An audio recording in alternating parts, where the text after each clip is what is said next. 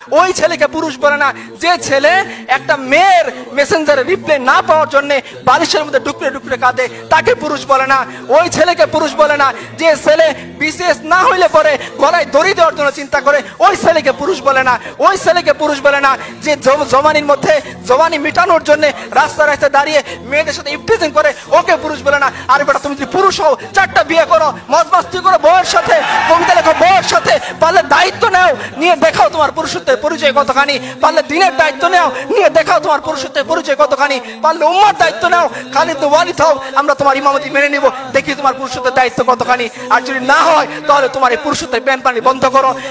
ইতিহাস তোমাকে মনে রাখবে না, ইতিহাস মনে রাখবে খালিদ ওয়ালিদকে, ইতিহাস মনে রাখবে জাফর ইবনে আবু তালিবকে, ইতিহাস মনে রাখবে আবু বকর উমরকে, যে উমর পারস্যের সামনে দাঁড়িয়ে চোখে চোখ রেখে কথা বলেছিলেন। ইতিহাস মনে রাখবে রিবি ইবনে আমরকে, যিনি রুস্তমের সামনে দাঁড়িয়ে বলেছিলেন রাসূলুল্লাহ সাল্লাল্লাহু আলাইহি সাল্লাম 3টে অপশন আমাদের সামনে দিয়েছেন, হয় ইসলাম কবুল করো, শান্তিতে থাকবা, রুস্তম বলতে পারবো না, তাহলে অপশন 2 তুমি আমাদেরকে জিজিয়া দিবা, আমাদের অধীন হয়ে যাবা। রুস্তম বলতে পারবো না, তো অপশন নাম্বার 3 তলোয়ার সমাধান করবে তোমার আমার মধ্যে, হয় তুমি জীবিত থাকবা না আমি জীবিত থাকবো।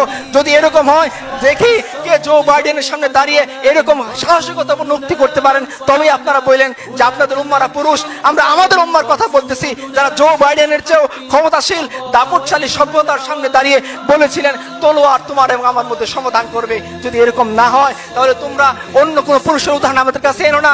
আমাদের কাছে হোসিমিন পুরুষ না, অমুক তমুক পুরুষ না, আমাদের কাছে পুরুষ হচ্ছেন রাসূলুল্লাহ সাল্লাল্লাহু আলাইহি ওয়াসাল্লাম, আমাদের কাছে পুরুষ হচ্ছেন তার চাচাতো ভাই জাফর ইবনে আবি তালিব, আমাদের কাছে পুরুষ হচ্ছেন আব্দুল্লাহ ইবনে ওমর, আমাদের কাছে পুরুষ হচ্ছেন যায়েদ ইবনে দাসিনা রাদিয়াল্লাহু আনহুম, যারা মৃত্যুর মুখে হাসতে হাসতে নিজের জীবনকে দিয়ে যেতে পারেন শুধুমাত্র এক আল্লাহর জন্য, উম্মতের জন্য, দ্বীনের জন্য, এবং যারা নারীদের দায়িত্ব নিতে পারেন, যারা সমাজের দায়িত্ব নিতে পারেন, যারা অর্ধ পৃথিবীর বাদশা হয়ে ভিখারির মতো ফকিরের মতো জীবন যাপন করতে পারেন, আমরা এদেরকে পুরুষ মনে করি। আমরা তোমাদের আনা উদাহরণকে কখনোই পুরুষ মনে করি না।